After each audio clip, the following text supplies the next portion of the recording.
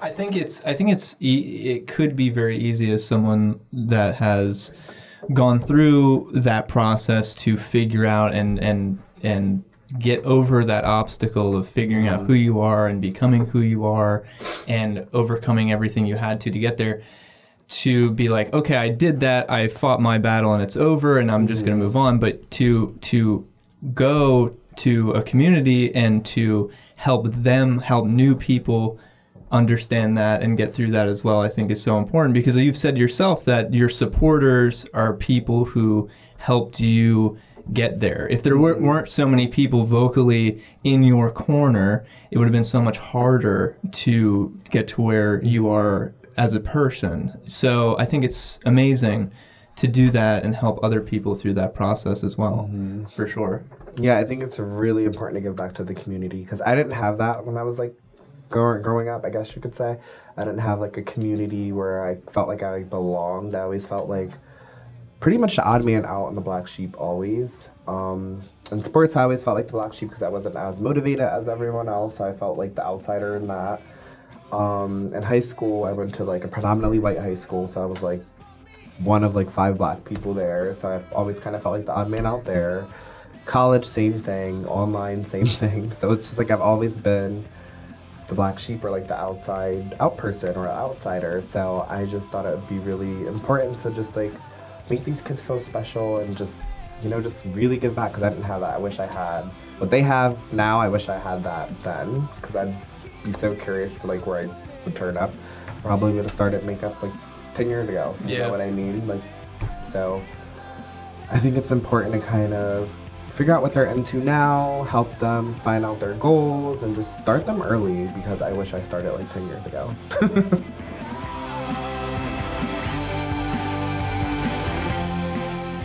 What's up, everybody? It's the Poorly Edited Podcast, the show where we put a spotlight on the greatest minds we can find. My name is Amresse Farrow. I've got... I'm Chandler Davis. Zach? My name is Coffee Guy. I think so. I don't know. I was thinking about dropping it. Really? Yeah, maybe. Really? So, maybe. I don't know. So here's the thing. Like, I wanted to drop it a long time ago, but then, like, occasionally, every once in a while, somebody will be like, they'll just ask me about it. And then I'm like, so maybe it's cool. Maybe I keep it. Maybe I keep the name. So, I mean, you have a t-shirt branded Coffee Guy now, so I mean, I feel like you have to stick with it. I do. Once you start making merch, that's when you're like solidifying it, you know what I mean? Right. Like, I don't know if you can backpedal by then. Yeah. People also just won't recognize you anymore, because even on like the most recent post that you made, you put Coffee Guy and Zach Gerhardt, because you don't know who you don't know who's what. Going to respond to what. My family only knows him as Coffee Guy. Yeah. Yeah. An enigma. Can't change it now. All right. Well, we're here. You did a great job on the intro, by the way. I hate you. We're here with a very, very special guest, Kenny Screven. He is a fashion icon, a beauty guru, an influencer, and an activist. Kenny, thank you so much for being here You're today. welcome. How are you? I'm good. How are you? Oh, I'm so fabulous. I just want to like dive right into it. I'm so excited because we met at a club and you guys were like location scouting for a really amazing thing that you guys were putting on, which we'll talk about in a little bit. But most people know who you are, so I'm not going to like go into every little thing about who you are because you have a huge following. But I do want to know how you became who you are today, because a lot of people wouldn't expect that you were a lot different growing up and in high school and in middle school. So like, tell us who you were compared to who you are now. Okay, so technically, growing up, I was kind of just like an athletic sport kind of guy, which is like super weird, but I felt like I was super forced into playing sports. Like my dad was just like a very sporty person, so he forced me to play like every sport: basketball, football, wrestling, baseball, like literally everything. And it's so weird because I'm like not into sports at all anymore, but I was just like really forced to like play a lot of sports, which kind of like I was good at them, but I wasn't in love with them. Like I would like hit a home run and like didn't care. Like I like wouldn't be excited. So that's like kind of weird because most people hit a home run and they're like freaking out, but I was like, oh, whatever.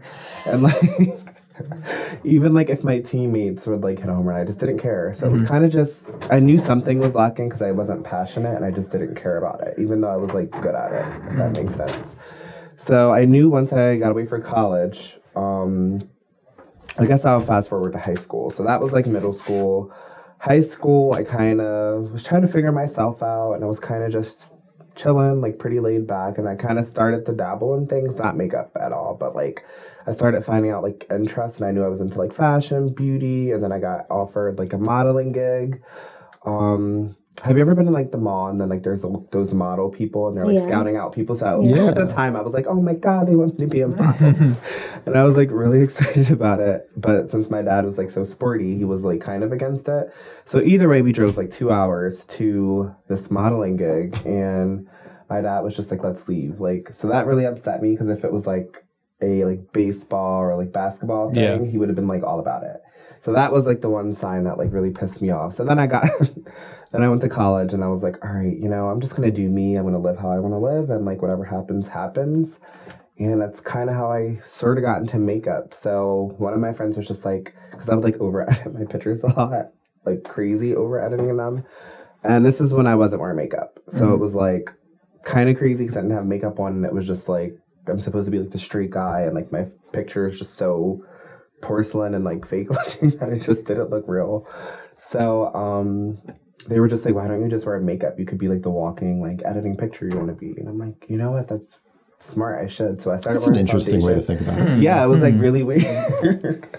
So then I started wearing like foundation, but in the beginning I was like really insecure. Like I didn't want people to know I was wearing it. Like it was like secretive kinda. And then I started wearing like mascara and then highlighter, then I just pretty much slowly started adding things on. Like, where did that transition happen? Like, what happened so that you then had the confidence to be all right with that, or maybe you just didn't care anymore?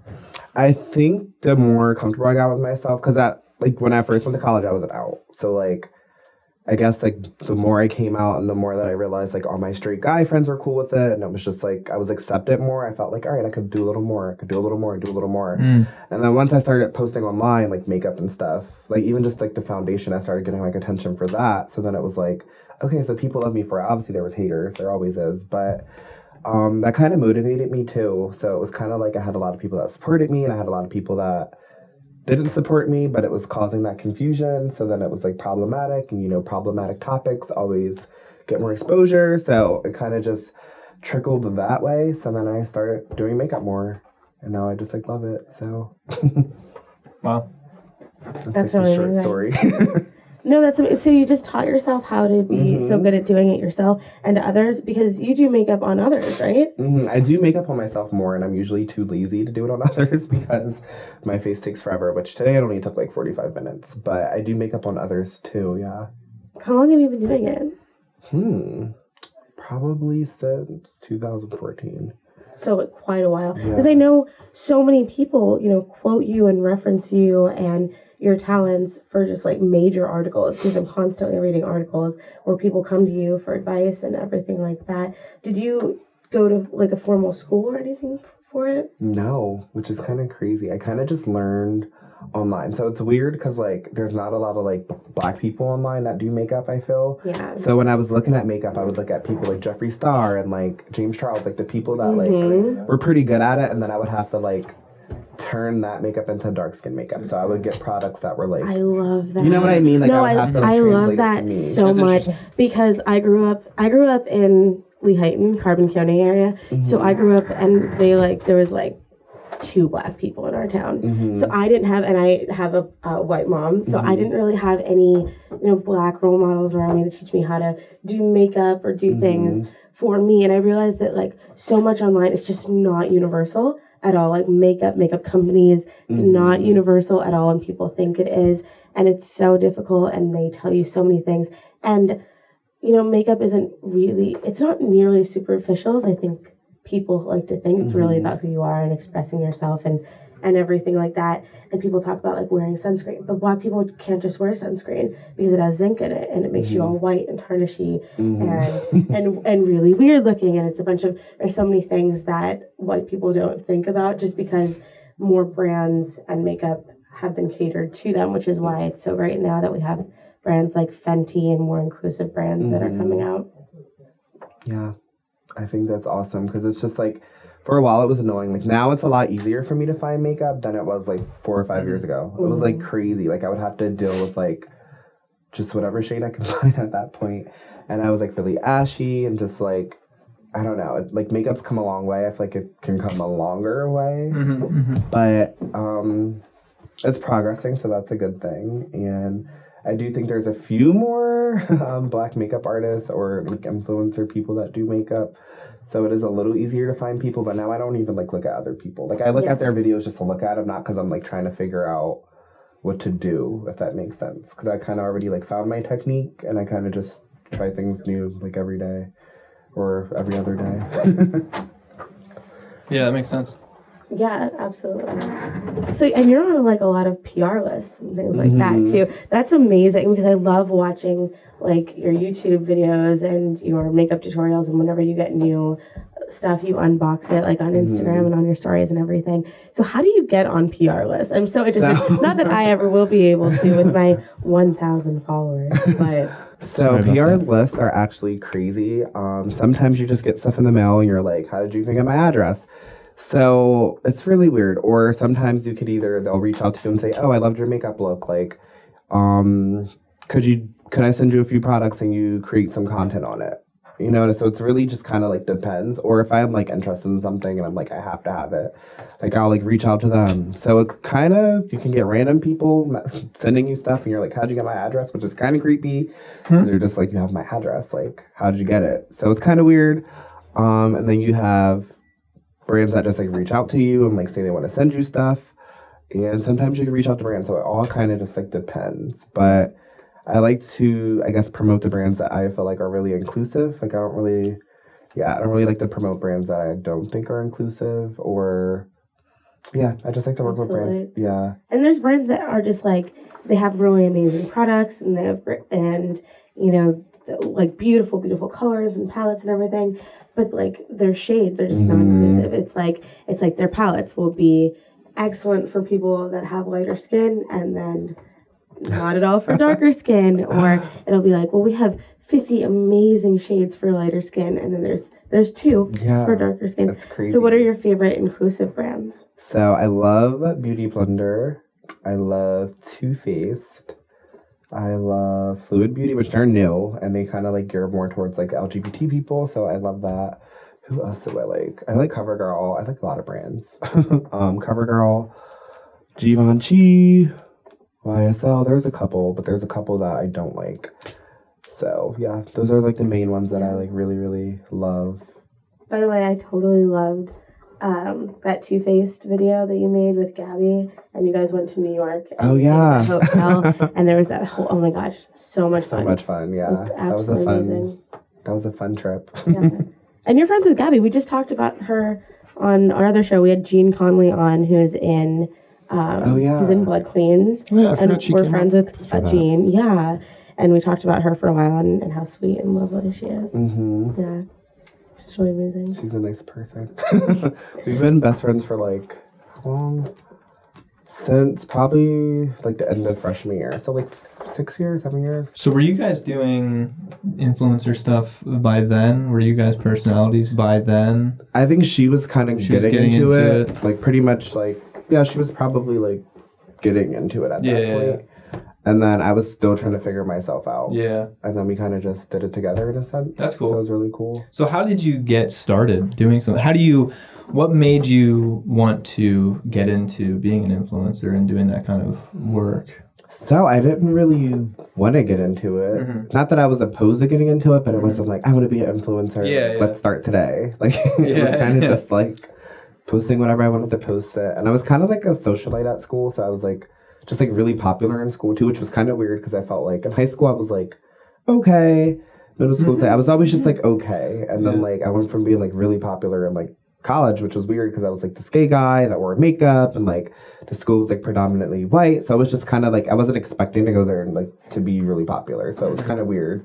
But I mean, I liked it. So I just like started going out a lot, and then I would just like post my looks after going out, and then just a lot of people in the school would know who I was, and then online people would know who you were. So it kind of just locally, and then it kind of went to like not locally. That makes sense.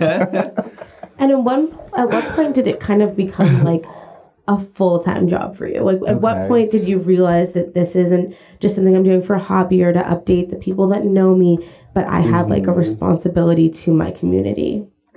So that probably happened, I want to say like 3 years ago. I feel like once I hit like maybe like 50K, like once I started getting paid from brands, I felt like that's when I was taking it like way more serious, because I was like, all right, now I'm getting paid from this. So it was like more fun, because then there's like, I feel like there's different steps. So it's like in the beginning you get like just like free product or like PR. You don't get like necessarily paid for it yet. So then I started like working my way up, and then I started getting like paid to do stuff and like being like taken places, hotel paid for stuff. So I was like, all right, this is like serious. And then I realized the lack of like diversity and like inclusion and stuff. So I was like, oh my God, I could really like talk about this, because I feel like it's a big issue. So then I kind of just started dabbling in that, and then just my journey in general with just like the whole LGBT situation and my parents not accepting me. I told that story online. So then it kind of just turned into that. So not really trying to, but it just kind of happened, and I'm not upset about it. What's your story too? I mean, that's like what was coming from, thing. you know what I mean? Yeah. So naturally that came out in your content to have that pervade through what you were doing. So that makes a lot of sense. Was it scary for you to be talking about like your story and you coming out? And I know recently that your dad finally accepted who you are, and you've talked about that, and like that must be such a scary thing to be talking about in the process of it going on in your life, and having so many people have such strong opinions about it. Yeah, it was really scary actually, and it honestly affected me posting a lot too, because I was scared to post things, because I was like, oh, if my dad sees this or if my family sees this, they're gonna tell my dad, and then it's gonna be this huge thing,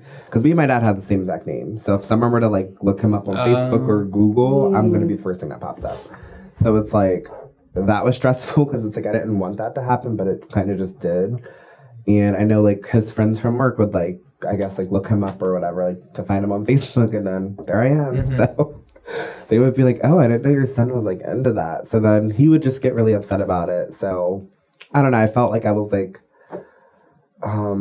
what's a good way to put it? I felt like I was like making my family look bad, if that makes sense. Even though I felt like I was doing such a good thing, and I felt like all like the people online loved me, and like people and like my friends and my peers loved me. It sucked, because it's like I felt like the people that should love me more didn't. They loved me less because of what I was doing. And that was just a struggle in itself. And it really did affect me not posting a lot, especially on YouTube. Like I like wouldn't post as often, because I was just like, oh, I feel like my parents are gonna watch this, and I just don't want to hear about it. And then I have a little sister who's like 9, I think right now, 9 or 10, but 9 years old, and she kind of like is on YouTube like little kids are, and I would always get worried about her like finding stuff about me, and she did. So when I would go home for like holidays and stuff, my sister would think, oh, Kenny, I saw you at like the blinged out choker, like, oh my God. And like it was still like a sore like topic for my family, so it'd be weird as soon as I come through the door. Did you get your eyelashes done? They look really long today, because I usually get eyelash extensions. That's a whole other story. But I used to get eyelash extensions, and my sister would just like kind of call out every little thing that I would do that was like overly feminine. And it would just like, I feel like drive my parents crazy. But now they're better. They're like more accepting. Like my dad has like accepted it. I don't know if he's 100% like, yay, like go son. But like he's accepting about it. So yeah, it's a lot better now, and I'm not letting them affect me. It's like whatever. You don't pay my bills, so like, why would I care? Yeah, absolutely. No, that's such a hard thing, is to love your family so much and have them kind of not fully accept who you are, or as much as you would like them to. But what's it like putting up with that hate that comes from people that you don't know at all? Because you have such a welcoming, really strong community online. Then you also have a community that's maybe not for you as much.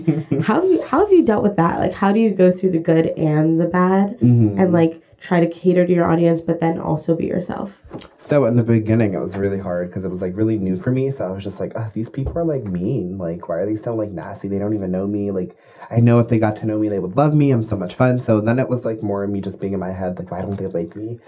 And then I just got to the point where I was like, so many, like, more people love me. Why am I going to sit there and, like, be upset about someone that doesn't even know me, they think they know me, and just being jealous for no reason. So, and then obviously like my followers would go to bat for me, and they would like argue with these people. So knowing that I had like strong supporters like really helped me, because I'm like, all right, for every 5 haters, there's 30 like people that are going to support me. So it was really just like awesome that I had that support, because it was really hard in the beginning, and even now I still get hate, which is kind of annoying because it's usually about things that people don't even know anything about, and they just are assuming. A lot of people like to assume before they really know the tea.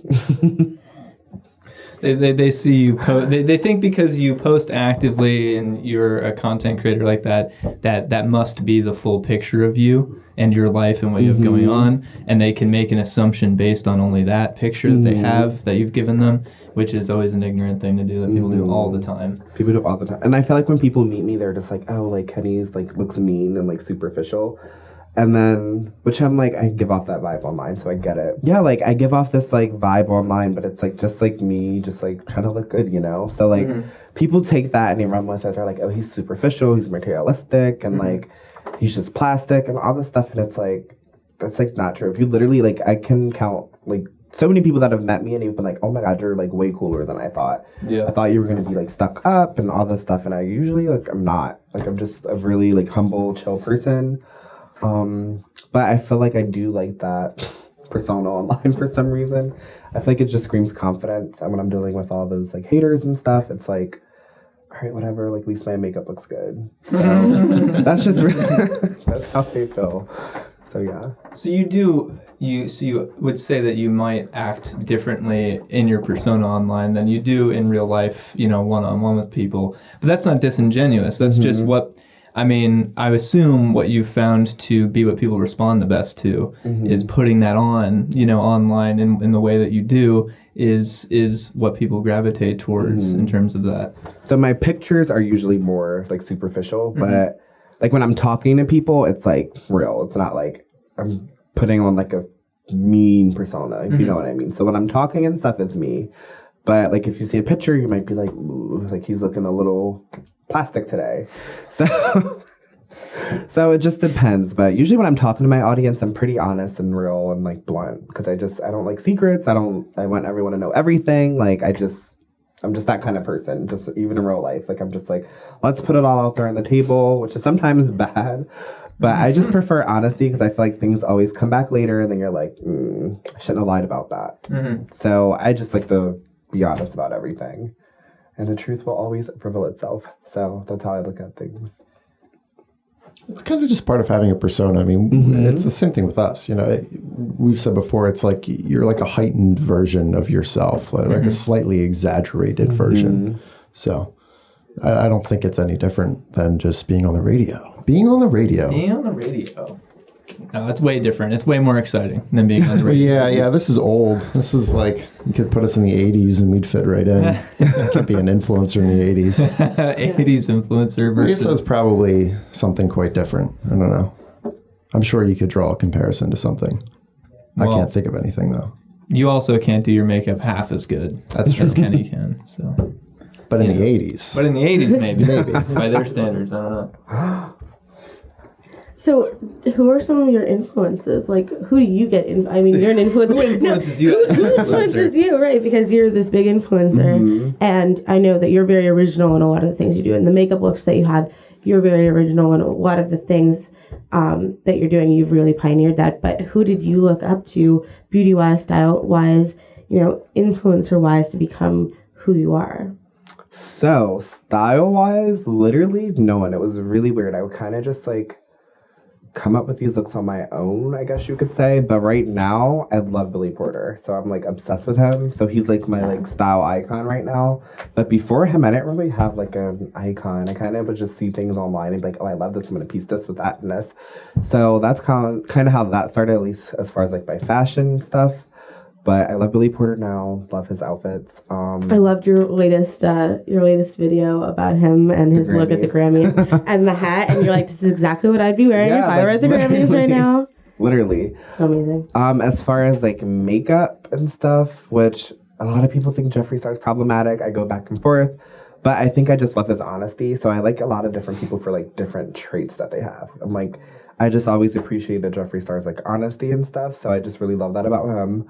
I don't know if you guys know Gigi Gorgeous. I loved her entire just like transition and openness. So I kind of like to reflect that with my audience too. Because I just like to be transparent. I feel like that's the point of being online, just being transparent. I just hate people that try to live this fantasy that's just not true. And it kind of is just misleading, and then it all crumbles. And then you're like, oh, they broke up. I didn't even know. They looked perfect online. And then, you know what I mean? I just hate living the fantasy. Like, I'm going to sell you a fantasy, but it's going to be real. It's not going to be some fake mess. You know what I mean? So, I don't know. So, who else did I look up to?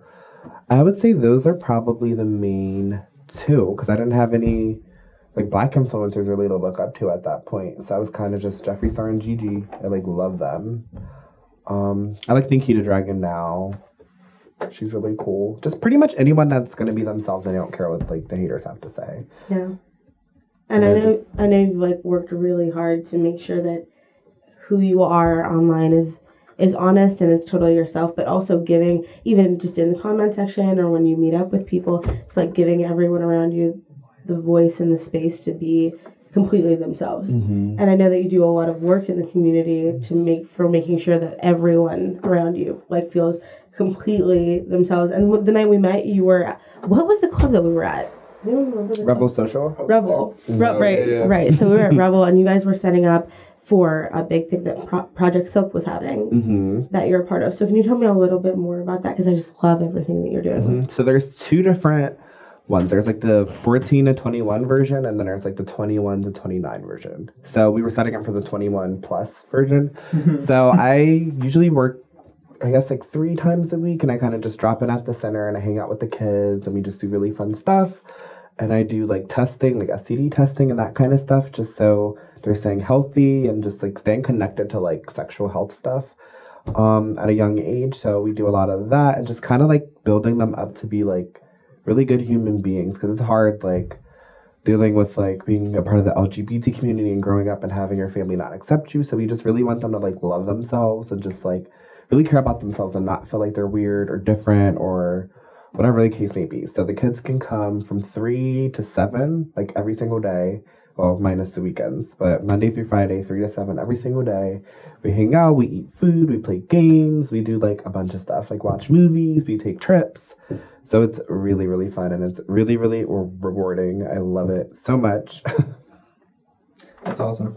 I think it could be very easy as someone that has gone through that process to figure out and get over that obstacle of figuring out who you are and becoming who you are and overcoming everything you had to get there, to be like, okay, I did that, I fought my battle and it's over and I'm just going to move on. But to go to a community and to help new people understand that and get through that as well, I think is so important, because you've said yourself that your supporters are people who helped you get there. If there weren't so many people vocally in your corner, it would have been so much harder to get to where you are as a person. So I think it's amazing to do that and help other people through that process as well, for sure.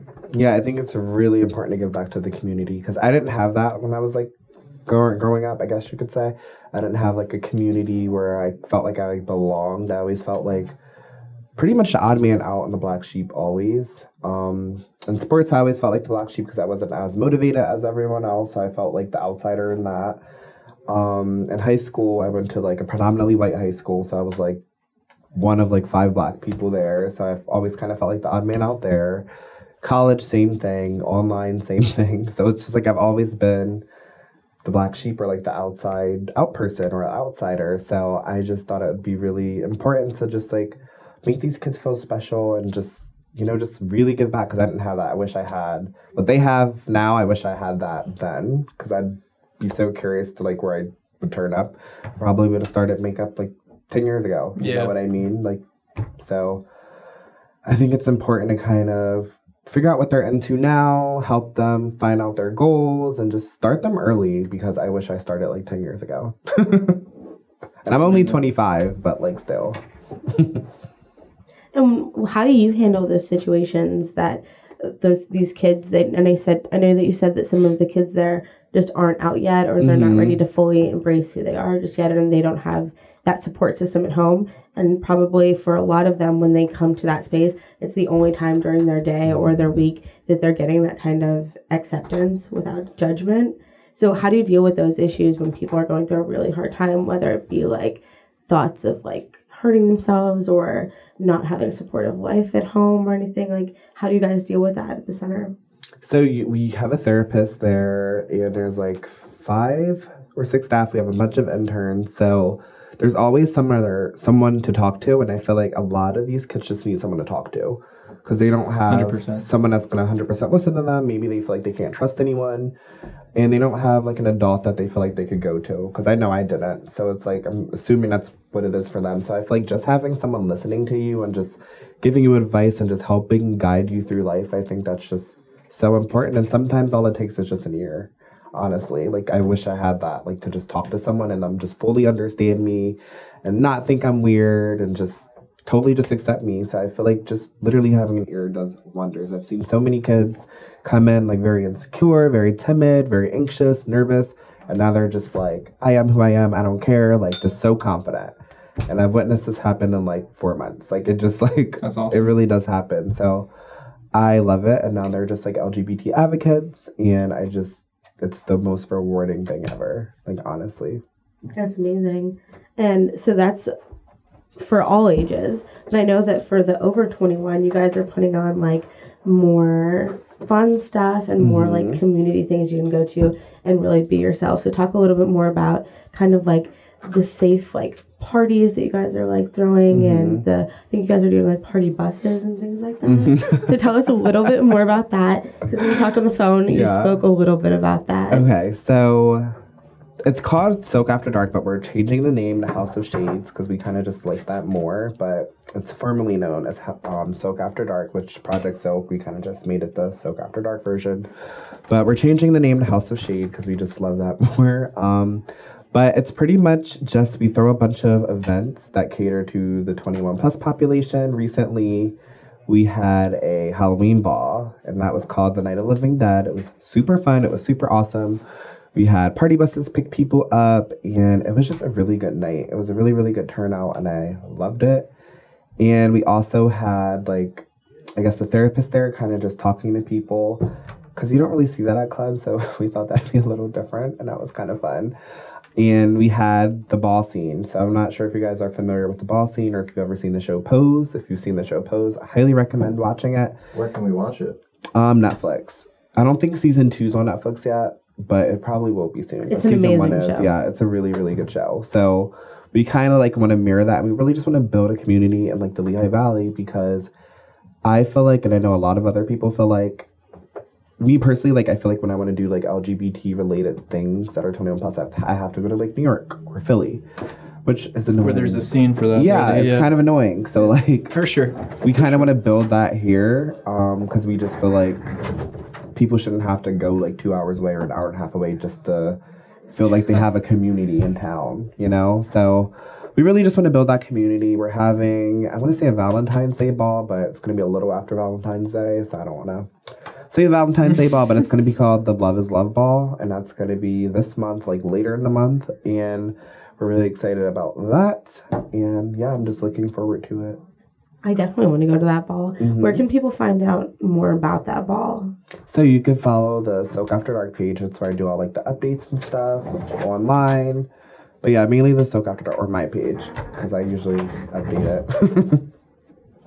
That's awesome. That's so amazing. And what else are you guys like planning on doing? Because I know you have so many ideas on how you want to help people and how you want to help the community. So what's coming next for that? So we like to host like fancy dinners. We did that a couple months ago. We had like a little fancy dinner with like a lot of people from the community, and we all just talked about what we want to see in the community, and different ideas were thrown out, and it was just so much fun. Like just like having us all come together, because I genuinely have never, I felt like I didn't have a lot of like LGBT friends for a while, like in the area. I felt like, because all my friends were just like straight people, so like either girls or guys, so I didn't really have like an LGBT community, and I always felt kind of like weird because I feel like my straight friends wouldn't get it. They wouldn't like get some of my topics or anything like that. So that was a little hard.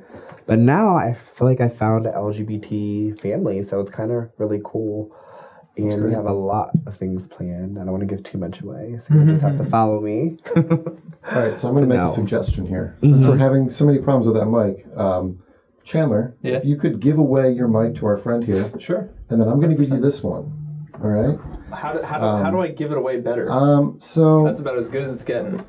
Can you extend the arm out? There you go. All right. So yeah, You can. There you go. Now, if you can do me a favor, I'm sorry I'm putting you in this situation. And if Should I move the camera? No, Okay. we'll deal with that. Yeah.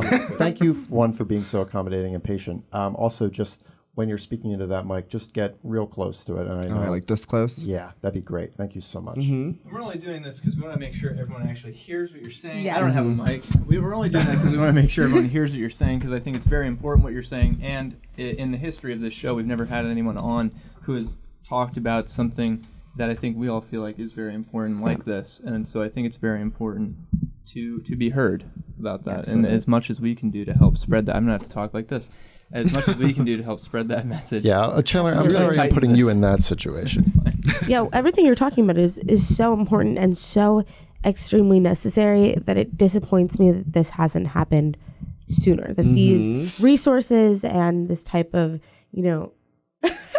like therapeutic sessions that are available to young people and people of all ages, like this should have happened a really, really long time ago. And I grew up in Carbon County, and it was just kind of like there just started to kind of be a center and a place that people can go to get advice on sexual health and suicide awareness and things like that. And it was only for straight people, though. It was really just mostly for straight people.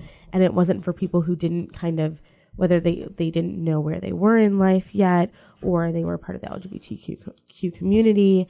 And it was just like, this is something that's very necessary that we don't have. And there are centers that do the things that yours is doing, but they're geared towards straight people, and they're not geared toward a really open environment without any judgment, that also provide discretion, which is also very important, that discretion part of it.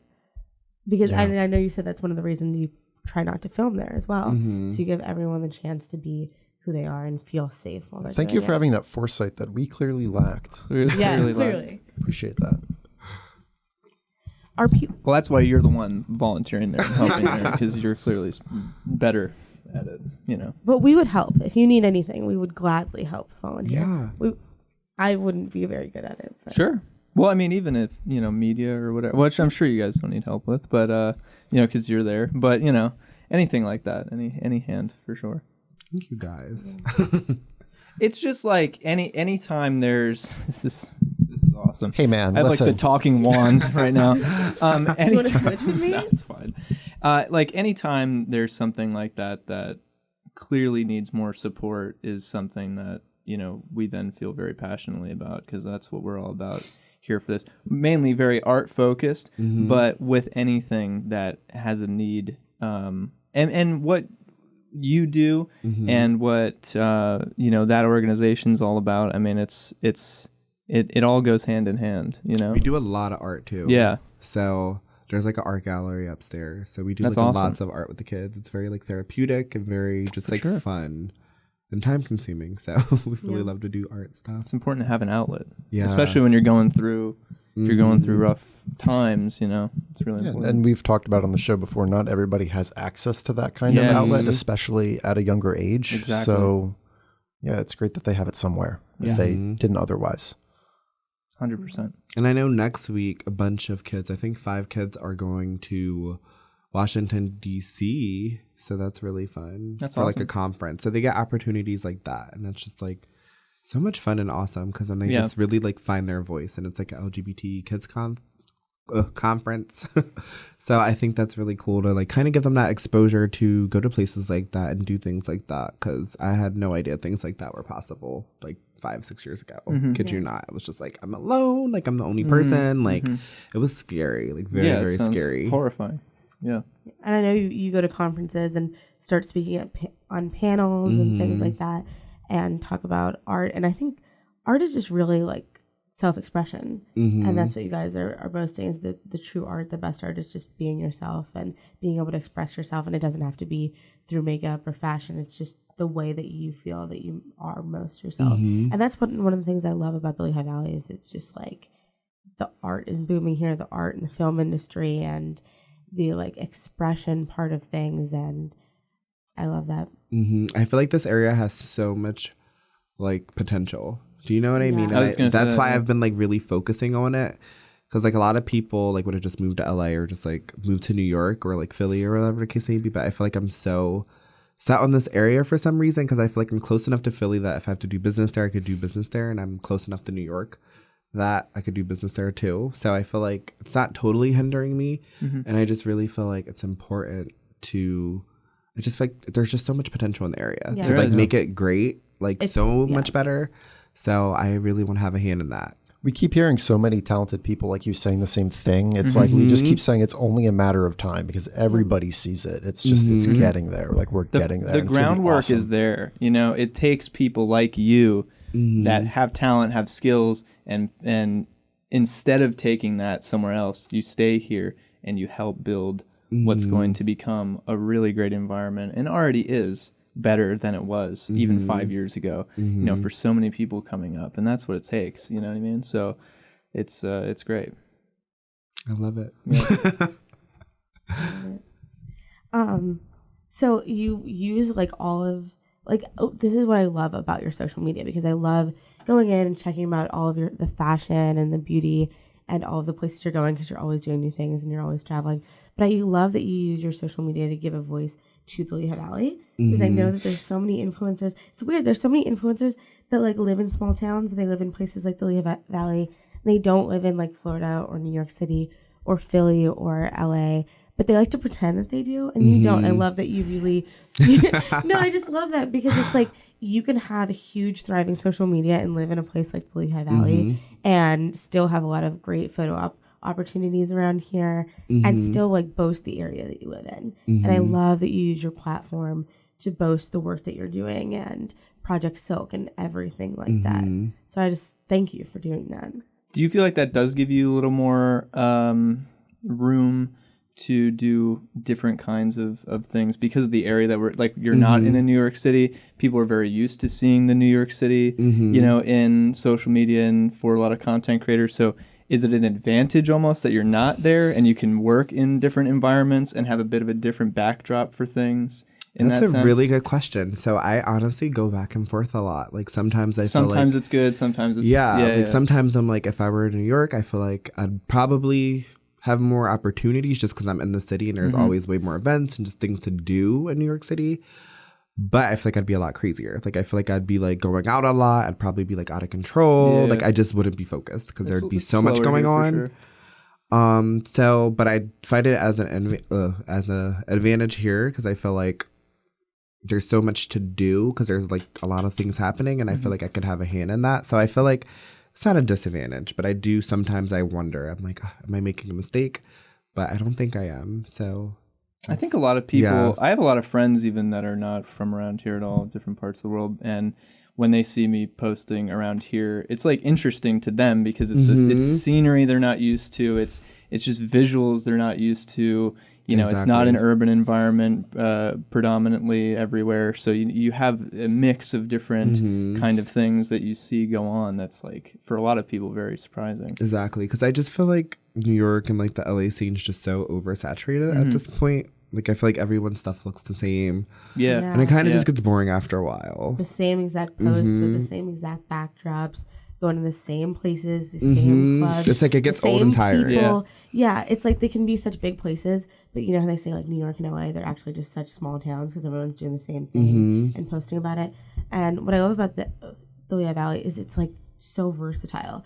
It's so versatile because you can leave whenever you want, super close to airports and bus stations, and you can go to Atlantic City and New York and LA and everything like that if you want to get there easily. But like, the Lehigh Valley is really safe, but it's also very cultured, and there's so many cultures that are constantly coming on a regular basis. So there's just so much so much potential growth like here, and like so much potential for content too. Just like creating content, you don't really need to leave. I mean, you can if you want to, but I just feel like there's never a shortage of content around here. I feel like a lot of people think they have to leave to like be successful, and I definitely thought that for a while, but I was just like, no, I'm having so much fun, you know what I mean? And I feel like some people do get caught up in like the followers and the likes to a point where it's like that's all they care about, but inside they're not happy, you know what I mean? Like they're looking at a number and they're not genuinely happy. Yeah. Was that always a mentality that you had when you started doing this stuff, or is that something you developed after a while where you're like, I'm gonna stop getting mad at the comment, I can't do it, like I don't care anymore, I don't care about the likes? Like, was it a shift for you at some point, or were you always kind of not caring? I feel like I'd be lying if I said it wasn't a shift. So I guess in the beginning when you're like first getting likes and stuff, you're like, oh my God, you kind of like obsessed with it in a sense, because it's new, you know what I mean? And it's just like, wow, this is really happening. So then you're just like new to it. But then after a while, you're like, if you're going through things, you're still like not happy. But I guess I could counter that, because I would say like sometimes if I were like having a bad day and I posted a picture and I got like a bunch of likes, I'd be like, it would cheer me up in a sense. But I feel like some people just get so caught up in it that that's all they care about. That's the only thing that can make them happy. And that, I guess that's what I struggled with at a point. Like it was like, which was a couple years ago, but I felt like my value or my worth was based on likes, which was kind of bad because there's just so much else that's out there. And now I definitely don't think that, but it's cool to have both. But I love what I'm doing like outside of likes too. So it's just like really fun to just to have that to get that fulfillment from something that isn't related to that, so that it doesn't. Yeah, that makes sense. Because some people get upset. So imagine you get like this many amount of likes and then your next picture gets way less likes. Then it's like you're going to be upset. And realistically, it's just a picture. Yeah. So it's like, just some people can be really dramatic about it. But how did you? Is it that you started to have other outlets that gave you fulfillment otherwise, or was there like a mindset thing that you decided on? Like for the people who are still very caught up on likes, and there's a lot of them still, unfortunately, even though Instagram's like taking away likes and stuff. What would you say to them in order to help get over that? So I definitely started finding fulfillment in other areas, which really, really helped. I also matured. I got older, and I'm just like, all right, like this matters, but it doesn't matter. I shouldn't go to bed crying because like some people really take it that serious, and it's kind of scary. But I shouldn't go to bed upset over a like, you know. And it just, I don't know if it's just I got older and I just started like looking at the bigger picture. I don't know what happened, but I think I just got older. I started getting fulfillment and like other things like Project Soap, just me in general, the content that I'm producing, and just living life in general. So like I just stopped caring about it as much. I don't know really why, but I kind of just did. I think I just matured out of it. Yeah. And I found fulfillment in a lot of other things. So it was just easy to kind of just be like, okay. And obviously, like, don't get me wrong. If I post a nice picture and it gets a lot of likes, I'm going to be happy about it. I'm not like, whatever. I'm like definitely happy about it. But I'm not going to let it control my entire like day or mood. And I feel like that's the problem when people let it control their entire life. And it's kind of scary because that's how they get their happiness. And it's kind of sad if that's like your only route to happiness, you know? Right. And you could see even people that get millions and millions just still aren't happy. Still, yeah. Because you can never have too many likes. You can keep going up. You can get 10 million likes. You can always get 15. You know what I mean? It's just there's never an end. Yeah. There's no max. And then when you get 1 million, the next time you get 500,000, it seems like not as much now. Like there's never a max. So it's like you're constantly going to be like going back and forth. So how do you qualitatively, gauge how good or bad your content is? I mean, do you just what every single thing that you post, you just make sure that you really like it and you're proud of it, or do you really just listen to your audience and the comments? Like, how do you gauge if you're doing well or not, or if you want to switch up your content for your audience? How do you usually gauge that, especially now that like Instagram has taken away likes? So I kind of usually just post what I want. It sounds kind of crazy. As long as it's not that crazy, should not be that crazy. Like I don't feel forced to post anything. Yeah. You know, I'm not gonna post something because my audience wants me to, as bad as that sounds. But like I want to be like authentic to myself. No, that's and good. I know this year I kind of transitioned a lot. Like this past year, like because I started doing more LGBT advocacy stuff, and I know like a lot of my audience probably doesn't follow me for that. They probably just follow me for like my beauty content. So lately I've been trying to figure out a balance between the two because I don't want to bore everyone that's not LGBT or like doesn't really care about that as much and they only follow me for my makeup. So I'm kind of just trying to find a balance, but they're both a huge part of my life and I'm not going to give up one for the other. So if you're following me, you're just going to deal with both. That's something that content creators have kind of struggled with for a long time. How have you found that process to be? It's really difficult, but this is what I think. If you really support me and you truly love me, then you'll support whatever I'm doing. And that's just kind of how I feel. And if you don't, that's fine. Support who you want to support.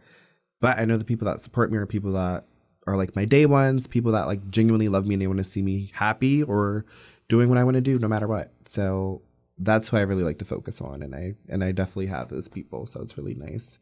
There's a strong separation, I feel like, between the people who, like, you can tell the people who are only there for maybe your makeup stuff and they're only there for that and they might not be fully there for you, you know, and then as soon as you start doing other things that you very much care about, it's like if you care about me and I'm doing stuff I care very much about, if you don't care about that, then you don't care about me as much. You know what I mean? Clearly.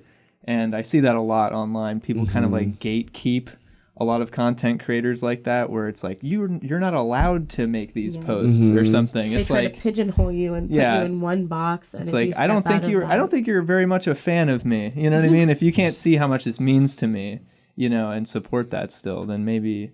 Yeah, you know. And I definitely felt that, especially on YouTube. It's even like YouTube. I think it's harder on YouTube because it's like I don't know how frequent everyone posts, but like I feel like most people probably post twice a week or like once a week. So it's like that's your post for the week. And if it's something that people aren't following you for, it's kind of like darn, you know, because it's probably not going to do as well. Yeah. Versus Instagram, you could post 5 pictures a week. So you might post something that is what you're truly passionate about, or a bunch of makeup stuff. So it's like.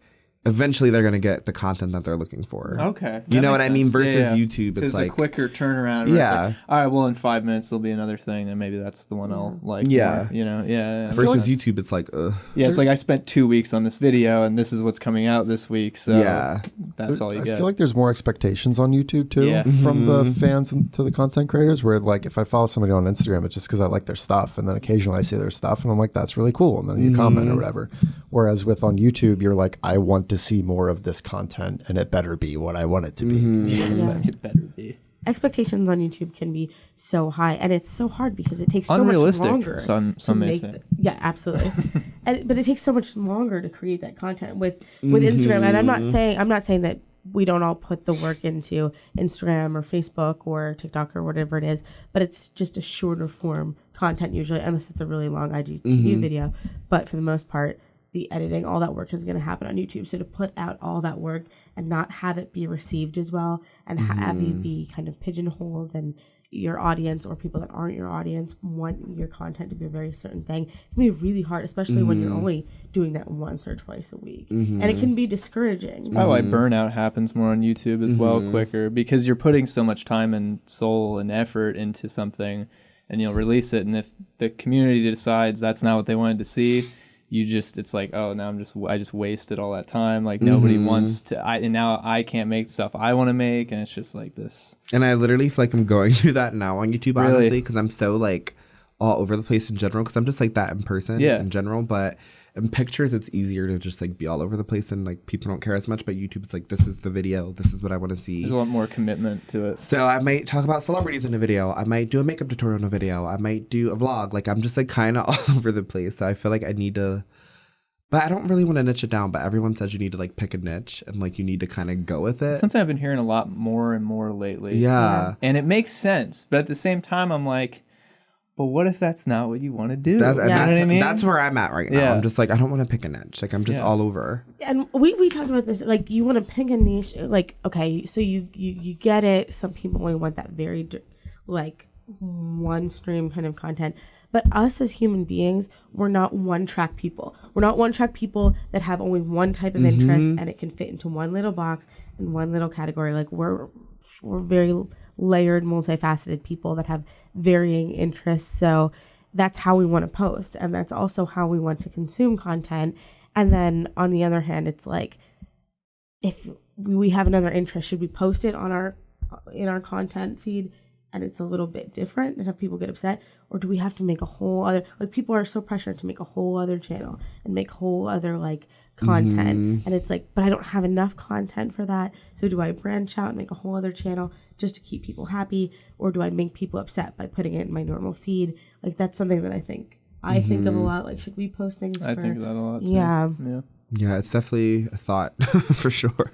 And it has no like objectively correct answer. It almost just comes down to you just pick one, you just make a decision and you just ride with it. And like whatever is gonna happen is gonna happen. You know what I mean? And that's scary.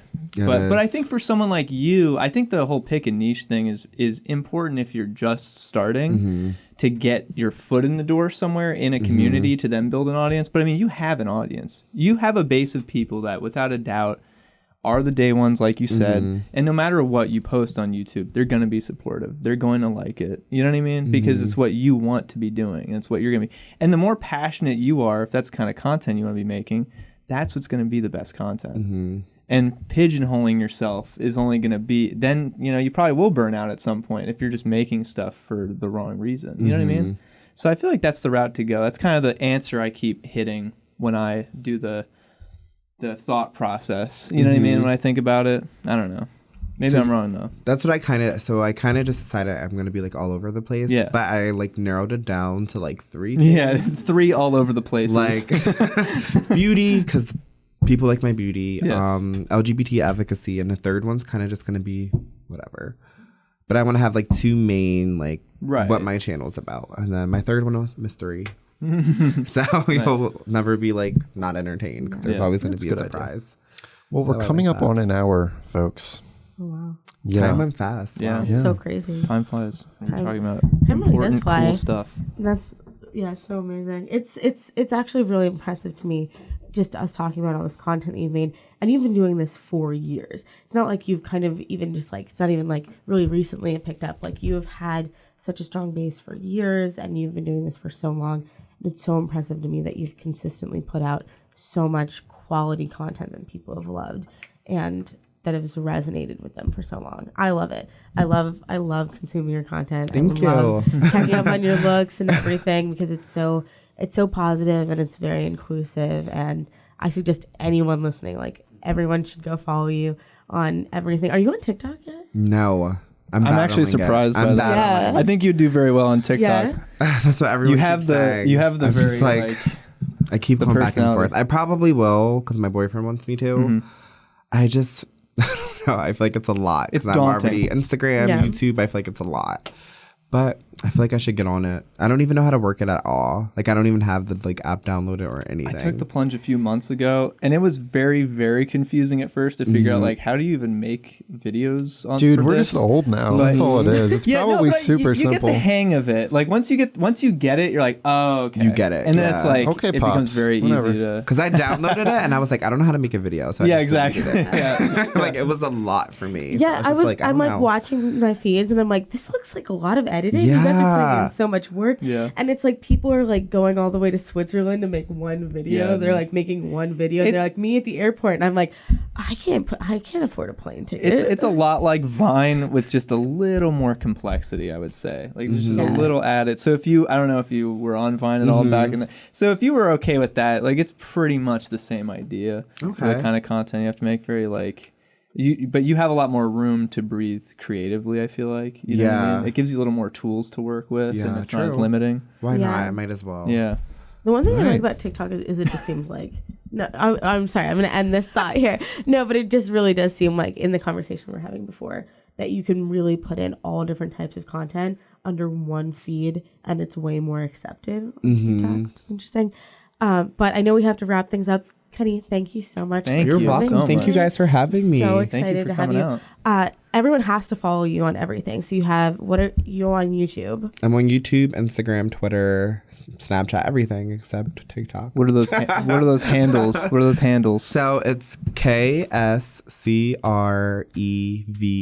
So my first initial, last name. Or you could just type in Kenny Screven. I'll probably still pop up. Yeah. Nice. And check out that recent article in Forbes. I didn't even talk about that. So definitely check that out. just happened to be featured in Forbes. That seems like clickbait. It's not. The Forbes thing seemed like clickbait when I read the it. link in my bio. Yeah, literally the link in your. I saw that today. I was like, link in his Instagram. Oh, Forbes. Yeah, that's. Oh yeah. Yeah, I normally Twice get. this year. It happened like Okay, early, dude. like January, and then like I don't even know when the That's last so one was. awesome. Probably June or July. When you're Lab on for 212 the has been featured no times. When you're on for the third and fourth time, we'll have you back on. Thank you so much. Hopefully this year, 2020. Kenny, thank you so much. You're such You're an amazing, welcome. multifaceted person. Thank you for talking to us about your media and all the amazing work that you're doing here in the Lehigh Valley. And that's Project Silk that you're working with. So if anyone wants to volunteer or donate or get involved or wants or needs help, they can do that. Thank you, everyone else, for listening. It's Sly Elliott on everything. No. It's Lab 212 on everything. Give us a follow on Kenny Screven. Thank you so much and have a great day.